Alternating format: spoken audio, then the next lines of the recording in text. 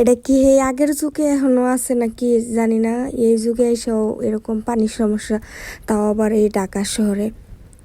কি একটা অবস্থা। আসসালামু আলাইকুম, সবাই কেমন আছেন? বিকেলবেলা রান্না করতে চলে আসছি। কি আর বলবো, সারাটা দিন গোসল সারা ছিলাম, মানে দুপুরবেলা গোসল দিব, পানি এমন ময়লা, সকালে থেকে কাজ করতে করতে মানে কাজ করতেই পারি না, পানিতে হাতই দিতে পারি না, হাত সহ গন্ধ করি, এমন পচা ময়লা পানি কলে আসতেছে যা বলার বাইরে। আর ঢাকাতে আমাদের এলাকাতে প্রায় সবার বাসাতে এরকম পানির অবস্থা। একটা দূরে মসজিদ, শাশুড়ির সাথে যাই সেই মসজিদ থেকে পানি টাইনাই না, তারপরে গোসল করলাম, রান্নার জন্য পানি নিয়ে আসছি।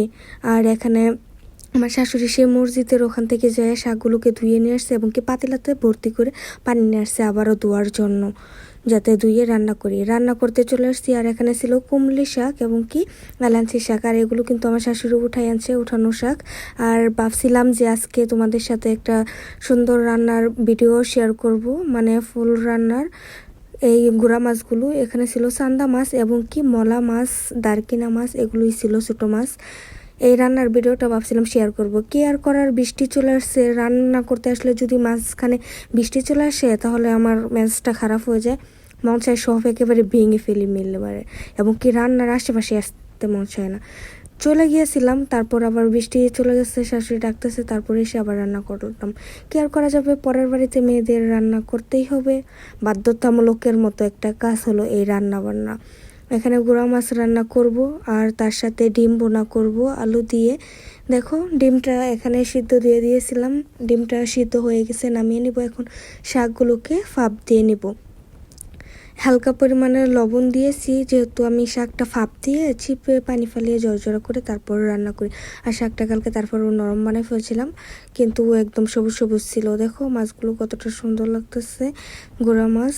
আর 2-3টা বেগুন ছিল এখানে, ছাদে গাছে হয়েছিল, সেই বেগুনগুলো দিয়ে এবং কি একটুখানি আলু দিয়ে ভালোভাবে চড়চড়ি করব। এখানে শাকগুলোকে ফাপ দেওয়া হয়ে গেছে।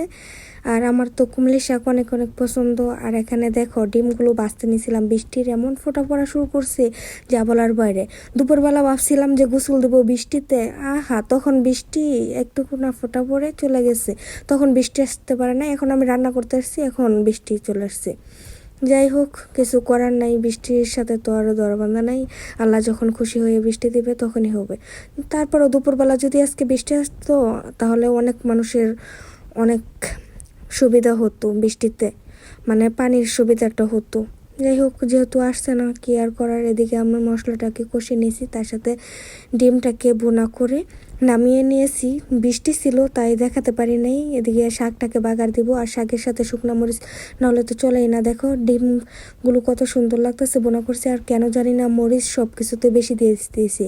আর মরিচের গুঁড়ো শেষ হয়ে গেছে, বানিয়ে আনছিল, আমি তোমাদের সাথে শেয়ার করছিলাম, প্রায় 1 বছর চলে গেল। আর এখানে দেখো সেই মরিচের গুঁড়ো শেষ হয়ে গেছে, এখন রাঁধুনি মরিচের গুঁড়ো প্যাকেট আনছে।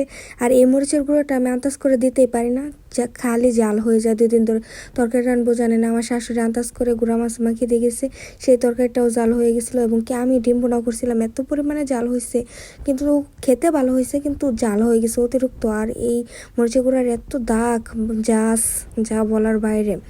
এদিকে মাখিয়ে দিয়েছিল যখন বৃষ্টি ছিল, হালকা পড়তেছিল তখন, তাই আমি আর দেখাতে পারি না। এখানে শাকটাকে তেলে দিয়ে নামিয়ে নিয়েছি, ডিমটা হয়ে গেছে, শুকনো মাছ ভেজে নিয়েছি শাক দিয়ে খাওয়ার জন্য। তারপর ডিম ভুনা করা হয়ে গেছে এবং কি রান্না করাও হয়ে গেছে। এদিকে দেখো ভাতটাও হয়ে গেছে, এখন রাত 7:30 বেজে গেছে। এদিকে এতটা পরিমাণে বাতাস যা বলার বাইরে। এখন আমার রান্না শেষ, এখন বৃষ্টি না, এখন বৃষ্টি আসবে না, কারণ আমার রান্না তাদের সহ্য হয় না। আল্লাহ হাফেজ সবাইকে।